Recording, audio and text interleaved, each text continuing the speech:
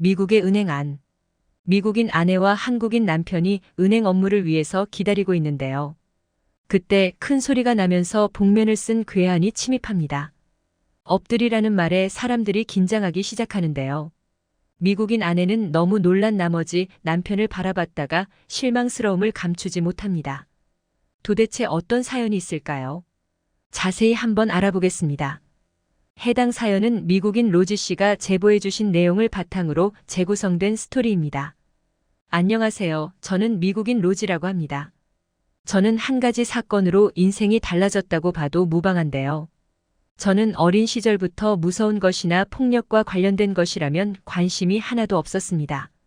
심지어 그런 영화도 보지 않을 정도였죠. 그런데 제가 미국을 뒤흔든 일에 휘말린 적이 있었습니다. 그날은 평소보다 더 맑은 날이었어요. 부모님은 맞벌이를 하고 계셨기 때문에 함께 있는 시간이 적었는데 그날은 제 생일을 맞이해서 많은 시간을 쏟아주셨죠. 굳이 멀리 가지 않아도 부모님과 함께 있는 시간이 길어지니 행복하더군요. 특히 그날 센트럴파크에서 소풍을 즐긴 것이 가장 좋았습니다. 센트럴파크에서 시간을 보내던 중 엄마의 권유로 소호거리를 가기로 했었죠. 소호거리는 엄마가 가장 좋아하던 곳이었는데 아빠는 쇼핑할 것이 있냐며 엄마에게 장난을 쳤었어요. 그날은 정말 모든 것이 완벽하게 보였습니다. 햇빛도 좋았고 부모님의 웃음소리까지 겹치면서 행복했거든요. 하지만 그 기분은 오래가지 못했죠. 아빠는 소호거리에서 시간을 많이 보낼 것 같으니 저에게 세계 무역센터를 먼저 가보지 않겠냐고 하셨어요. 당시에 제 꿈은 특이하게도 증권사에서 일하는 사람이었습니다. 거기서 일을 하면 돈을 많이 벌 수 있으니 부모님이 일을 하지 않고 저랑 놀 수 있을 것이라고 생각했거든요. 그리고 바쁘게 돌아가는 사람들의 모습이 멋있게 보였던 것도 있었어요. 저는 그때 좋다고 말을 하면 안 되었습니다. 엄마는 그 센터가 뭐가 보고 싶냐고 투덜거리셨지만 저를 데리고 향하게 되었죠. 그리고 저희 눈에 빌딩이 보이던 순간 저는 하늘 보면서 말했던 게 생각납니다. 엄마, 비행기가 부딪힐 것 같아. 그리고 그 말을 끝으로 정말 비행기가 빌딩에 부딪혔습니다. 그 일대는 아비규환의 상태가 되기 시작했죠. 그날은 바로 9월 11일. 세계 무역센터 일명 쌍둥이 빌딩이 무너지던 날이었습니다. 저는 아직도 그날이 생생해요. 사람들의 비명소리와 방황하던 사람들. 그리고 저를 데리고 뛰어가는 부모님의 손. 저는 그때 전쟁이 났다고 생각했습니다. 두려움과 공포가 물밀듯이 몰려왔고 저를 데리고 가던 엄마의 손을 놓쳤을 때는 세상을 다 잃는 듯 했죠. 사람들이 우왕좌왕하는 그 틈에 섞여 있던 제가 울고 있을 때 누군가 제 손을 잡아주었습니다. 그는 바로 경찰이었는데요. 그는 저를 번쩍 들고는 부모님이 어디 계시냐고 물으며 우는 아이를 그대로 둘 수는 없지라고 하며 웃어주었어요. 왜인지 그가 웃으니 안심이 되는 느낌이더군요. 근처에 있던 부모님이 경찰과 저를 발견하게 되어 부모님께 빨리 돌아갈 수 있었어요. 부모님은 감사 인사를 하며 더 이야기를 나누려는 순간 경찰은 이미 어딘가로 사라지고 없었죠. 그날 이후로 제 꿈은 경찰로 바뀌게 되었습니다. 저를 부모님께 데려다준 경찰이 아니었다면 저는 어떻게 되었을지 모르는 일이었죠. 그렇게 제 생일은 인생을 바꿀 만한 변화를 일으키게 되었어요. 한동안은 트라우마 때문에 아무것도 할 수가 없었습니다. 지금 생각해보면 그땐 어른들도 마찬가지였던 것 같아요. 그땐 미국 전체가 분노와 슬픔이 들끓었던 시기였습니다. 아무래도 미국의 중심에서 상상을 해본 적도 없는 범행이 일어났기에 정말 충격적이라는 말 외에는 할 말이 없었죠. 저희 가족은 고민 끝에 뉴욕을 떠나게 되었습니다. 하지만 경찰이라는 꿈은 포기하지 않았죠. 저도 누군가를 구할 수 있는 사람이 되고 싶다는 생각은 변하지 않더군요. 또 하나는 언젠가 그 경찰과 만날 수 있는 기회가 생기지 않을까 하는 이유였습니다. 다행스럽게도 저는 아무 탈 없이 자랐고 그렇게 꿈에 그리던 경찰이 되었습니다. 경찰이 생각과는 다른 직업이라는 것을 알게 된 것은 얼마 지나지 않고서였어요. 저는 악질 범죄자를 쫓으며 사람들을 돕는 것이 경찰의 역할이라고 생각했지만 막상 제가 상대하는 사람들은 시민들이었습니다.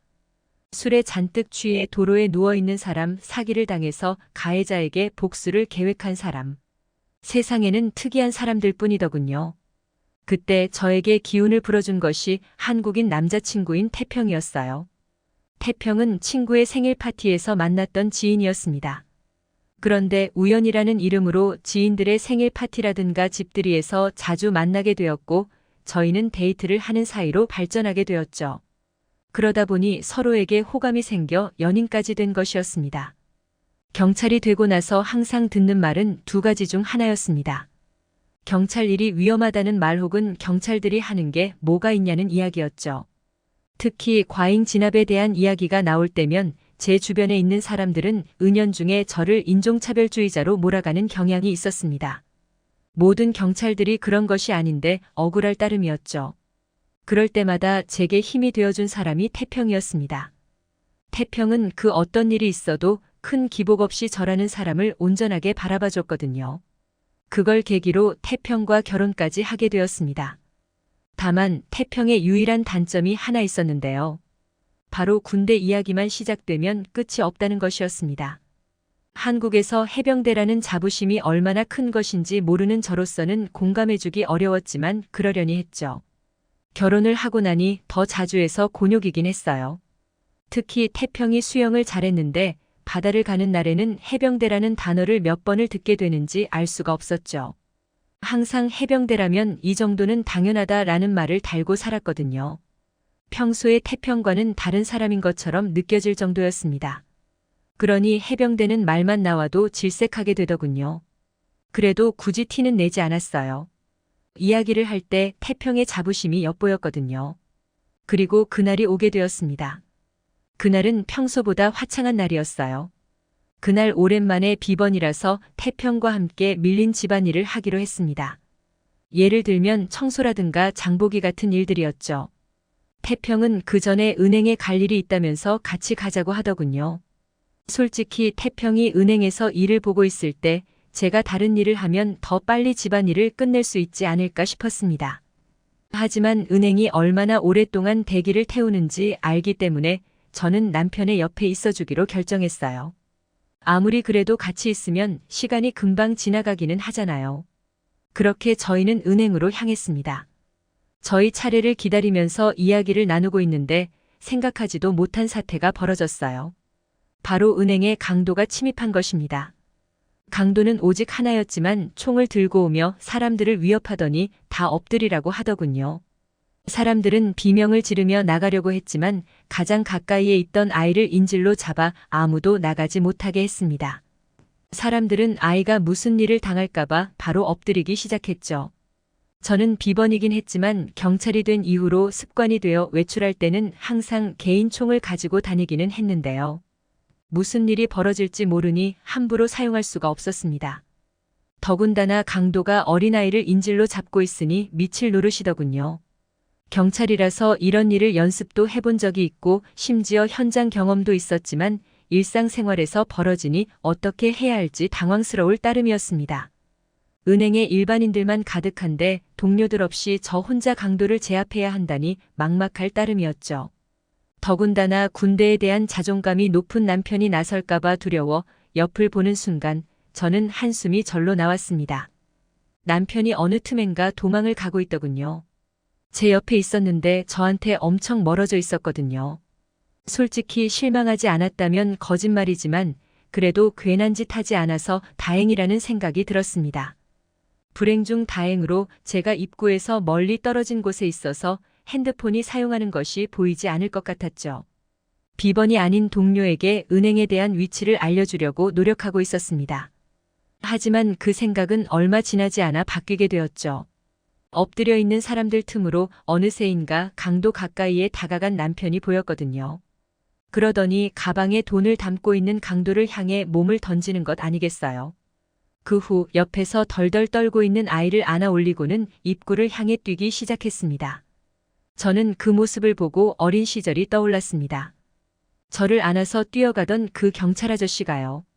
생각을 정리하기도 전에 강도는 벌떡 일어나더니 총으로 제 남편을 겨눴습니다.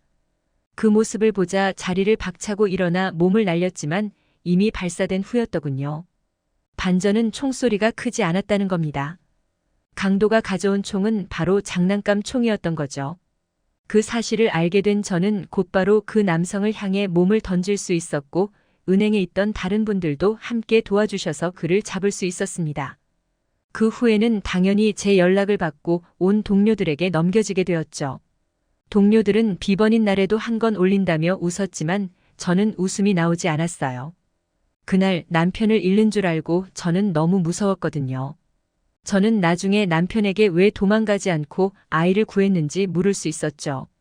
남편은 아이가 무서워하고 있는데 그렇게 둘 수 없었다는 한마디를 하더군요. 예전 기억이 떠오르면서 경찰이 되려고 했던 이유까지 생각나는 순간이었어요. 태평은 자신이 나서지 않았다면 아내인 제가 나섰을 텐데 그 상황에서 자신이 할 수 있는 최선을 다한 것이라고 하더군요. 저를 잃지 않으려고 한 선택에 저는 눈물을 흘릴 수밖에 없었습니다. 남편의 마음을 잘 알게 되었거든요. 그날 이후 태평은 제 남편이지만 존경하는 인물이 되었습니다. 제가 용기 내지 못했던 일을 해낸 것이라서 더 대단하게 느껴지더군요. 저도 요즘은 남편이 한국 해병대 출신이라는 것을 자랑하기도 해요. 그의 자부심을 더 올려주고 싶어졌거든요. 항상 제 남편 태평이 자랑스럽다는 것을 그리고 사랑한다는 것을 알려주고 싶습니다. 지금까지 로지 씨가 보내주신 사연에 대해 소개해드렸는데요. 어떻게 보셨나요?